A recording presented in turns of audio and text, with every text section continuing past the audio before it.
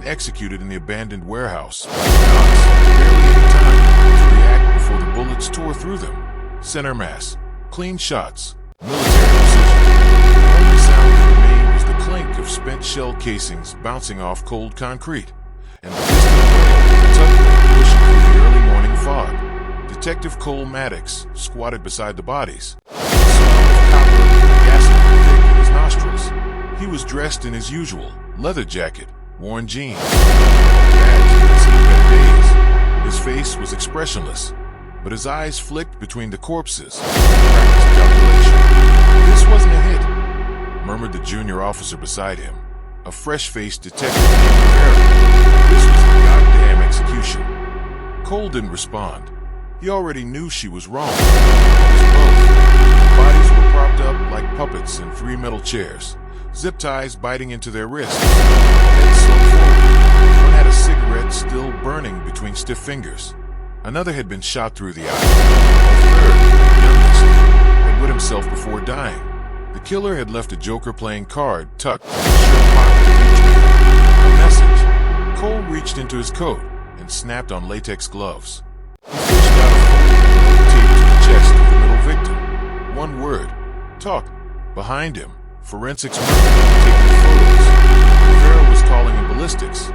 None of them knew what Cole did. This was personal. 2 of the dead men were known runners for a gang called the Sovereign 77s, ex-military psychos turned drug lords who dealt in heroin, fentanyl, and military-grade weapons. The third man, no ID, face unfamiliar, was a little puzzled. That night, Cole lay awake staring at his ceiling, his mind stuck on that third man. Something about him felt off. Not a gang member, not a dealer. He looked like he belonged somewhere cleaner. He wore a wedding band. His hands were soft, clean nails, no tattoos. But he died next to monsters. Cole poured himself a whiskey, the first of 5 that night. The next morning, the lab results came in. The third victim wasn't a criminal. He was a federal informant, embedded undercover in the 77s for 3 years. His name was Brady Linwood. He had a wife, a daughter, a secret handler in the DEA, and somehow the 77s knew exactly who he was. Cole gripped the edge of the report so tightly his knuckles went white. He knew why this hit was different, because he was the one who told them. The Sovereign 77s had paid him $50,000 and immunity for a drug shipment last month. In exchange, he gave them one name, just one. He didn't know it was Linwood, or at least, that's what he told himself as he looked at the photo of the man's daughter, barely 6 years old. She had the same eyes. Cole couldn't stop shaking. That night, while the police scrambled to protect other informants, Cole sat in his car under a broken streetlight with a pistol in his lap. He'd always told himself he could play both sides, that feeding intel to the 77s was a game. Controlled, measured, but there was nothing measured about killing a father in front of 2 criminals and posing them like a warning. The Sovereign 77s were getting bolder, and Cole Maddox, for the first time in years, felt something like fear. War doesn't end on the battlefield. Sometimes it follows you home, changes its uniform, and walks right into your city like it owns the place.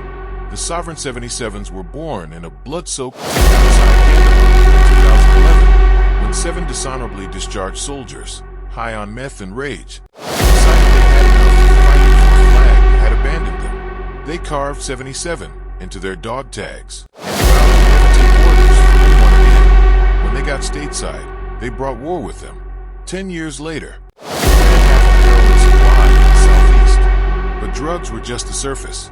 Beneath the street deals and turf wars was a darker game: arms trafficking, modified M4S, rocket launchers, surplus gear missing from U.S. military depots. They sold to gangs in Detroit, cartels in Mexico, and private militias in Idaho. The ATF had been chasing their shadow for years. But the Sovereign 77s didn't make mistakes until now. The warehouse murders from the week before were still raw news. Press was calling it a gangland execution. The DEA was in panic mode, and the city was locking its doors at night. Cole Maddox stood in a cramped, smoke-filled bar 2 miles off the grid. He had a burner phone in his pocket and a small envelope of cash on the table. A man sat across from him, eyes hidden behind mirrored aviators, even in the dim light. Your guy broke protocol, Cole said, voice low. You said he wouldn't touch informants. He wasn't supposed to be an informant, the man replied. He was supposed to be a ghost. Cole leaned in. You killed the federal asset. The heat doesn't cool down, it boils. The man in the shades took off his glasses slowly. His eyes were sharp, sunken, ex-military, maybe CIA once. Now he wore leather and violence like his armor. His name was Marcus Rigg, one of the original 7. Rigg grinned. We didn't kill him. We did. Cole froze. Rigg leaned forward. You gave us the name. You didn't vet it. You were sloppy. Now the ghost is dead, and the feds are sniffing. That's on you.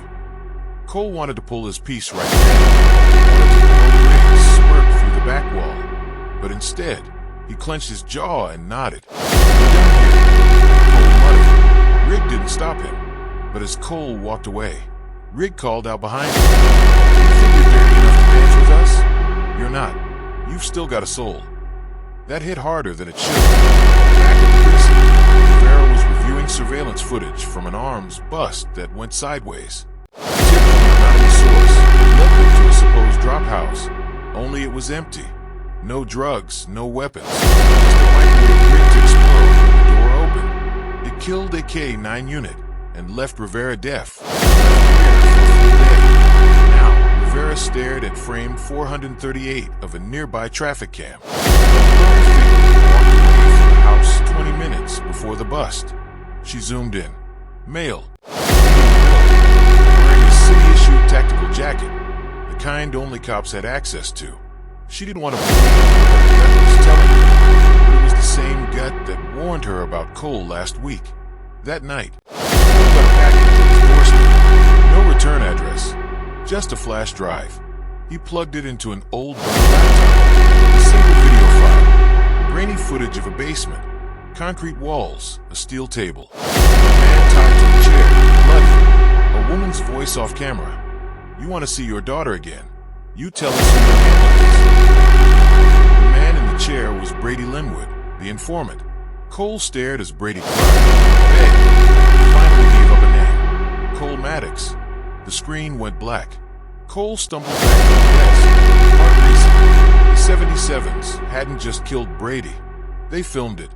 And now someone wanted to know it was only the beginning. The problem with digging up dirt is you never know whose grave you're standing on. Detective Elena Rivera stood in the garage-turned-crime lab, staring at a burned-out sedan, the one found near the docks, torched with 2 charred bodies in the trunk.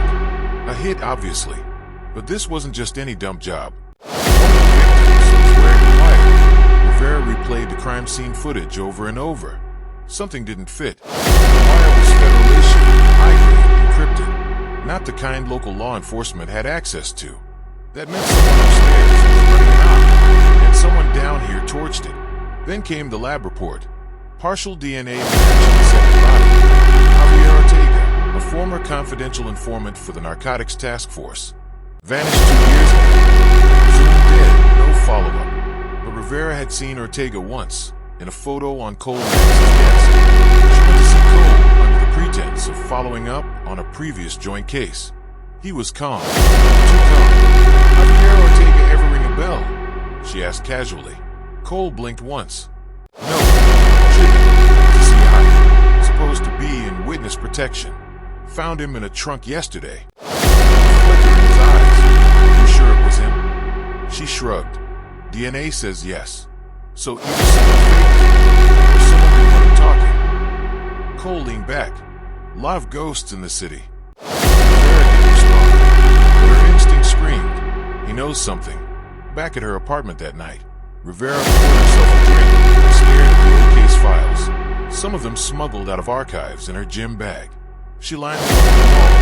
CIs who vanished, busts that got buried, surveillance orders that were issued, then revoked. A pattern was forming. Someone inside the department was killing cases and people to keep something buried. Then her phone buzzed. Unknown number. She let it go to voicemail. Later, she played it back. Getting too close, Rivera. The bodies. Just kindling. The fire's still coming. and the man you're chasing already knows you are. Click. She froze.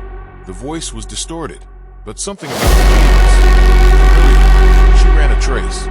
Nothing. Burner. Professionally masked. But her surveillance had picked up something better. A man in a hoodie, walking past her building at 1:32 a.m. She zoomed in on the grainy face. Not Cole. Marcus Rigg, the drug kingpin himself. Walking alone. No guards. No entourage. Like he wanted to be seen. Rivera knew what this was now.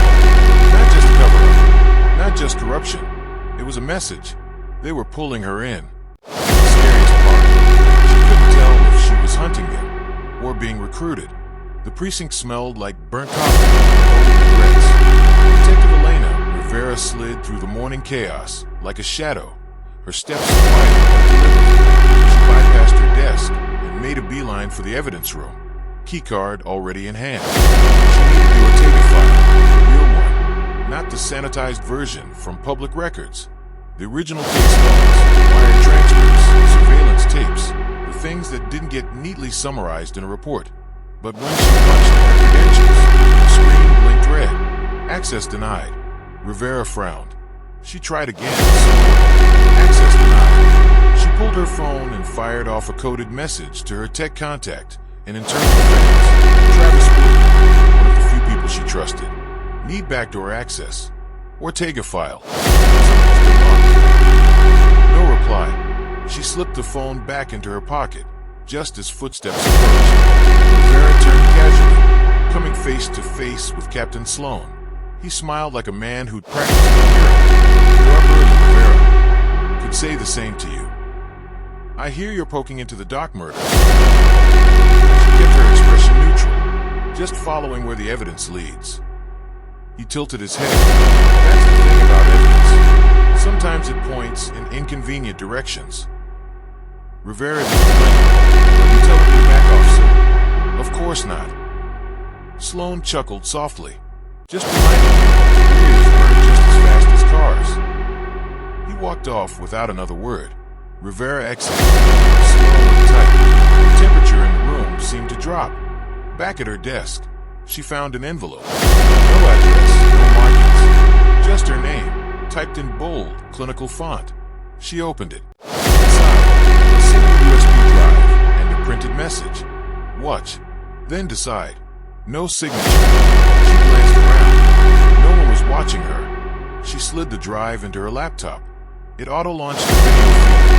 Rainy security cam footage. Timestamp 3 weeks ago. Location: an underground parking garage. Rivera leaned in. Cole Maddox walked into frame. He was talking to someone just off camera. A second later, Javier Ortega stepped into view. Alive. Very alive. He looked scared, nervous. Cole handed him something, a phone, a flash drive.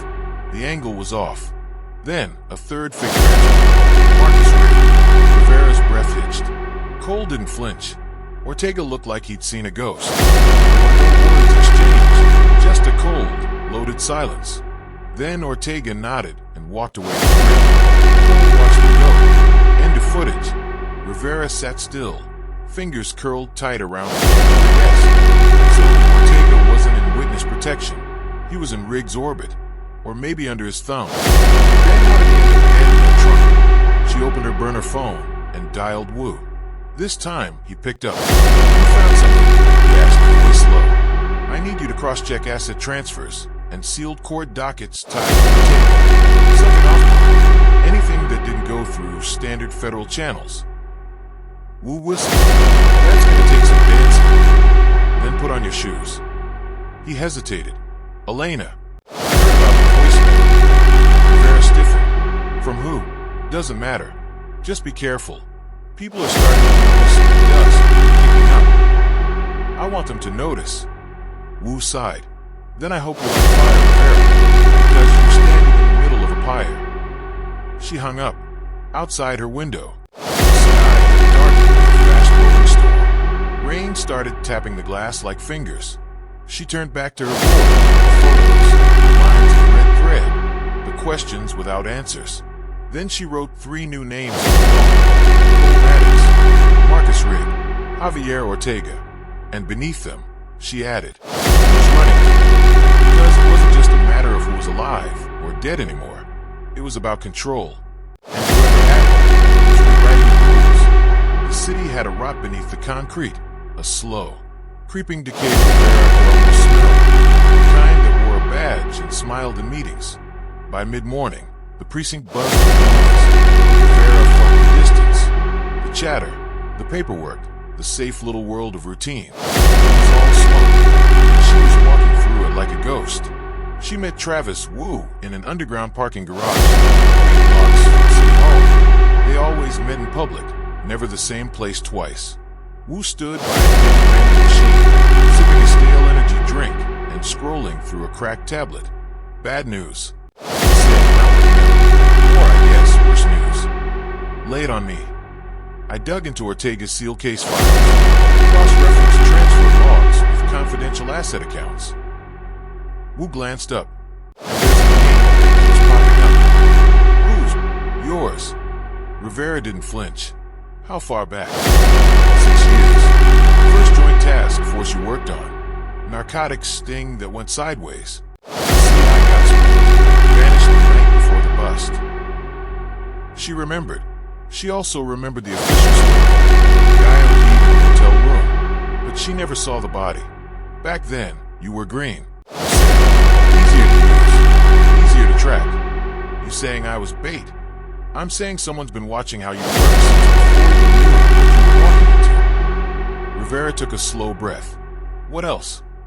You handed her a burner phone wrapped in foil. Found this in Ortega's second storage locker. Not the one listed in his witness protection logs. Another one, off the books. She powered it on. No contacts. Just one folder in the gallery. Photos. Dozens of them. All surveillance shots. Some grainy. Others crystal clear. Most were of Ortega. But some. Rivera froze. They were of her. Entering her building. Talking to Wu. Working crime scenes. Time-stamped. Geotagged. Filed by date. I think Ortega was keeping tabs on you. Who said? Or someone made him. Rivera flipped through the images until she found the last one. Taken 2 days before Ortega died. It showed him sitting across from a dimly lit dining, Marcus Rig, and between them, on the table, a manila envelope with a red X on it. It doesn't make sense, she muttered. Why would Ortega be tracking me? Maybe he was trying to warn me. Awful. Or maybe... Rivera's phone buzzed. Another unknown number. No voicemail this time. Just a text. Palladium. Ask Cole. She showed it to Wu. Palladium, he said. Never heard of it. Rivera had. Barely. A code word she'd once seen redacted in the task force memo. No context. No trail. But now it was back. And whoever sent the text wanted her to follow it straight to Cole. Rivera pocketed the phone. If Palladium's real, she said, then Ortega was part of something bigger. Something buried deep. Wu hesitated. There's one more thing. He opened his tablet, pulled up a list of wiretap authorizations. Most were standard DEA, FBI, local narcotics. But one set of codes didn't match any agency. Black-coded. No origin trace. Used exactly 4 times. 3 of them were on Ortega. The 4th, on her. Rivera stared at the screen. Someone had been listening to her, recording her conversations, tracking her cases. Not recently. For years. She took a step back. The ground felt like it shifted beneath her. This wasn't just a leak. This was rotten foundation. You still in? Wu asked. Rivera looked at her. No, she said. I'm already in. Now I need to know how far it goes. Outside, thunder rolled in the distance. The first drops of rain hit the pavement like tiny ticking clocks. Time was running out. But for who? The rain had turned to a steady curtain by nightfall, turning alleyways into streams and neon signs into blurred ghosts. Rivera liked the rain. It washed the city clean, even if just for a moment. Tonight, it felt like a warning. She was sitting in an old diner on the edge of the South District, where the coffee was bottom shelf, and the clientele didn't ask questions. The place had been around since the 70s, and still reeked of burnt toast and lies. Across from her sat Nico Valles, ex-CI, ex-junkie, ex-almost everything. Now just a pair of twitchy eyes and a cigarette burned down to the filter. "You shouldn't be here," he said. "You shouldn't be talking to me." "I heard you knew Ortega," Rivera replied, calm, steady. "I knew of him, like everyone did. But you met him once." Valles shifted. "Who told you that?" Rivera leaned forward. "Tell me what you know about Palladium." That stopped him. He flicked ash into a chipped saucer, then looked out the window like someone might be watching. "They call it a cleanup crew, but it's not. It's an evolution. It started years ago, after too many ops got blown by dirty players. Someone high up said, what if we cut the fat ourselves? What if we control both sides?" Rivera said nothing. Let the silence pull more out of him. Palladium's not a task force. It's a system. They recruit ghosts, burn CIs, ex-fake cowboys, even some cartel defectors. People with nothing left to lose. They give them new names, clean records, and in return, they kill what needs killing. And Ortega? Valles exhaled slowly. He was one of theirs, but he wanted out. Said he had a conscience again. Started collecting clues. Rivera felt her jaw tighten. That's when they marked him, Valles added. When he stopped being an asset, he became a liability. The waitress passed by with a pot of lukewarm coffee. Neither of them moved. Valles leaned closer. They don't just cover things up. They test people. Cops. Agents. See who can be turned, who's useful. And if you're not. He made a gun shape with his fingers. Tapped into his head. Rivera sat back, blood pulsing in her temples. "Why are you telling me this?" "Because I heard your name whispered months ago. Said you were being watched. Evaluated. For recruitment," she asked. He nodded. "Why didn't you warn me sooner?" "I figure if they liked you, maybe I'd stay alive a little longer." Rivera stood, threw cash on the table. "You just made yourself a target," she said. Valles grinned bitterly. "I've been a target since I was born." As she stepped out into the rain, her burner buzzed again. A photo message. No caption. It was of her apartment window, taken from the rooftop across the street. Timestamp 15 minutes ago. Rivera scanned the rooftops, heart thudding. They were watching her, not just to kill her, to decide if she was worth keeping. And as much as it made her stomach twist, some dark part of her wanted to meet them face to face. Because if you want to burn a system like this, you have to walk into the fire.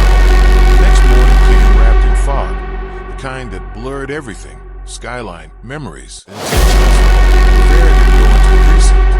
She drove south, past the city limits, down into the old industrial district. Forgetting factories leaned like drunk skeletons, and nobody asked questions after dark. Her destination, a dead server farm once used for cold storage by the Narcotics Task Force, now long abandoned officially, unofficially, still had power. She parked half a block away and went in on foot. Wu met her at the side entrance, face pale under his hoodie, holding a crowbar and a flash drive like weapons. "You sure this is the place?" she asked. Cross-checked the access logs from the Ortega files. This location had 3 encrypted pings within the last year. One last week. He pried open the rusted door. Inside, it smelled of mildew and ozone. The hum of machines echoed faintly, low and menacing. They moved through a maze of old server racks until Wu found the terminal he'd traced. Still live, he plugged in his drive. Lines of code scrolled across the screen, the glow painting his face green. "I'm in." Encrypted deep though, layers on layers. Whoever built this knew what they were doing. Rivera scanned the room. Old surveillance equipment, burned bags, and a pile of shredded paper lay in one corner. Someone had tried to erase the past, but not well enough. Wu broke through the final barrier and pulled up the contents of the hidden folder. Palladium. It wasn't just a list of names. It was a map. Connections, assets, transfers, black-budget funding trails leading through shell corporations and into real city programs, rehabilitation centers, youth outreach programs, even precincts. This isn't just a hit squad, he said. This is infrastructure. They're everywhere. Rivera leaned closer. There were code names she could recognize, and some she did. One hit her like a punch to the gut. Agent 7M Ortega, Javier status, decommissioned. Then, Agent 9K Rivera, Elena status, activation. She stared at it. Cold sweat broke along her back. They've already decided, she said quietly, when they're waiting for you to decide. Who said? She kept scrolling until she hit a hidden subfolder lock. Who cracked it with a brute force key? Inside, audio files. Dozens of them. She clicked one at random. Cole's voice came through, crisp and calm. We can't keep playing cops and robbers. That game's over. We build the new rules, or we get buried under the old ones. Another. You said we were cleaning up, not replacing the rot with more rot. Cole again. Rot's just fertilizer, Javier. You want something to grow. You need to plant it in something dead. Rivera stepped back from the screen, disgust and dread curling in her chest. Then the lights cut out. Total darkness. You froze. That wasn't me. Footsteps echoed somewhere deeper in the building. One pair. Maybe two. They weren't alone. Rivera drew her sidearm, motioned Wu to kill the drive, and pocketed. Time to go, she whispered. They slipped out the side exit, just as a flashlight beam cut through the rows inside. Someone had followed them, or worse, allowed them to come. They didn't speak again until they were back in Rivera's car, engine roaring to life. What now? Wu asked. Rivera stared at the cracked windshield. They've been watching, grooming, evaluating. And if you go public with this, they buried me. Wu looked at her. So what's the play? Rivera didn't answer at first. She looked down at the flash drive in Wu's hand, then up at the city in the distance. We give them a choice, she said. Same one they gave me. Which is, she started driving. Watch or burn. By dawn, Rivera's phone was dead. Her badge was disabled in the system, and her precinct login read, access revoked. They made their move. Officially, she was under investigation for compromised conduct and mishandling of sensitive evidence. Unofficially, she was on the Palladium kill list. Wu had gone dark. Protocol. No calls. No digital trace. Just a time and a place. 6 p.m. tonight. Newtown found him. If he showed, he was alive. If not, she didn't finish the thought. Instead, she drove across town to a warehouse registered under one of Rig's shell companies. A supposed packaging facility that hadn't shipped anything in 6 years. She didn't go through the front door. She parked in the alley, picked the service entrance, and went in quiet. Inside, it was clean. Too clean. No dust. No clutter. Just empty shelves and the faint buzz of an HVAC system that hadn't aged a day. That's when she smelled it. Accelerated. She barely had time to turn around before the explosion hit. A roar of heat and pressure slammed her off her feet, flung her into a wall. She coughed smoke, ears ringing. Someone had waited for her. No wanted her to come. She crawled to the exit, flames licking the edges of the shelving units. Every breath hurt. Her left arm was bleeding, but not broken. Luck, or a message. She hit the alley gas tank. Clothes singed, skin blistered along her forearm. The warehouse behind her was a growing inferno, collapsing on itself like a dying star. Sirens wailed in the distance, but Rivera knew better than to stick around. Fire trucks weren't the only things coming. She ditched her car 2 blocks away and boarded a city bus with no cameras. It pulled low, hands shaking from the adrenaline dump. She didn't cry. She didn't panic. Something was gone now, burned away with the warehouse. Whatever fragile boundary had existed between her and them, the line of the badge, the illusion of justice, it had turned to ash. She made it to the safe house by noon. One of Wu's old safe spots, nothing fancy, just a basement under an out-of-business tailor shop. There was one message waiting for her on the burner phone. From Wu. A single line. I think they got to Captain Sloan. Rivera closed her eyes. Sloan had been a hard-ass, but straight. Or so she thought. She opened her laptop and reviewed the files they pulled from the vault. One in particular stood out now. A list of corporate personnel transfers bureaucratic alias for Palladium. Sloane's name was there, not as a supervisor, as a handler. 3 names under her purview. 2 were crossed out. The third, Agent 9K Rivera Elena. Her blood ran cold. Sloane hadn't just known. She'd raised her, like a farmer growing a crop she planned to harvest. That night, Rivera went to the town fountain. Who wasn't there? But a plain manila envelope was taped beneath the bench where they were supposed to be. She opened it carefully. Inside, a photo of Wu's body. Face bruised. Zip tie around his neck. Duct tape over his mouth. No message. No signature. Just proof. Rivera sat down. The only ally she had left was gone. Burned like the rest. But they'd made a mistake. They left her alive. Not to scare her. To test her. And in doing so, they gave her the one thing she needed most. Resolve. She lit the photo on fire with a match and dropped it into the fountain. Then she stood. It was time for them to learn something. You can kill a badge. You can burn a life. But you can't scare someone who's already dead inside. Rivera didn't sleep. She sat in the corner of the safe house, shoulder against the wall. Her Glock on her thigh, and a printed copy of the Palladium network web spread out in front of her like a war map.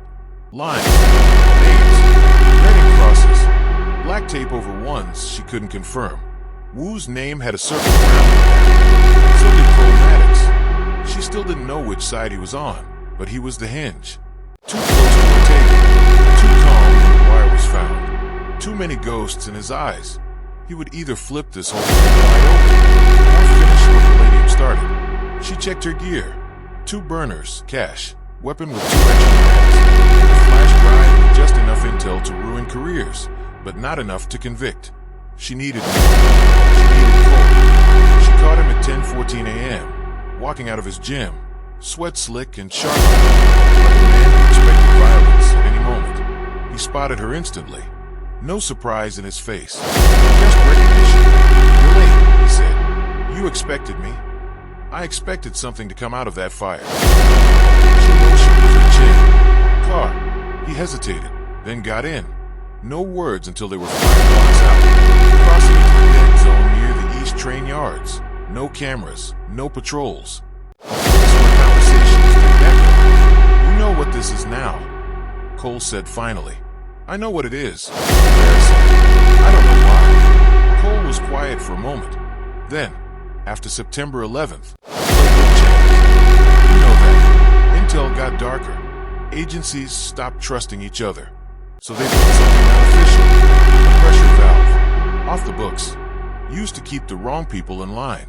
Cartel forms, foreign assets. Palladium. Not at first. First, it was just names. Then came structure. Then came purpose. And now, Rivera asked. Now it's a machine with no brakes. People like Ortega started asking questions. Started trying to get out. Rivera glanced at him. "What about you?" "I didn't join," he said. "I was drafted." She didn't believe him. Not fully. "You were his handler, weren't you?" Cole didn't deny it. "He trusted you," she said. "I tried to keep him alive." "Then why is he ashing the trunk?" Cole looked out the window. "Because someone else made the call." Rivera slammed the brakes. They skidded to a stop near a rusted freight container.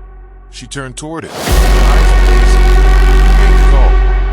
Cole met her gaze, and for the first time, she saw something crack behind his calm. Not guilt, fear. Sloane gave the order, but she wasn't the top. "There's another layer. Names. I don't have them." "You're lying. I'm protecting you." He snapped. "Too late for that," Rivera said coldly. She handed him a burner.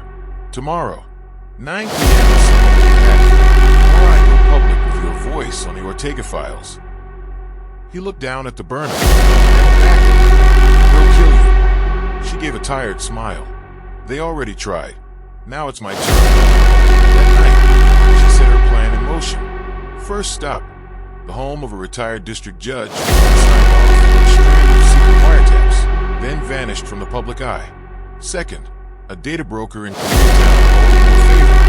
Third, a dead drop in the trunk of her old sea ice car, left in a lot near the stadium, still collecting dust and secrets. By midnight, she had a blackmail file the size of a dictionary and enough firepower to bring 10 people down if she could find the right match to light it. But she wasn't aiming for just 10. She was going after the whole machine, and somewhere beneath the surface, she could feel it waking up. They knew she was coming, and they weren't running. They were waiting. Rain again. It always rained when the city tried to bury something. Rivera stood on the rooftop of an abandoned tenement in Old Town, just 3 blocks from where Ortega's body had been found. Below her, the city buzzed, oblivious, indifferent, complicit.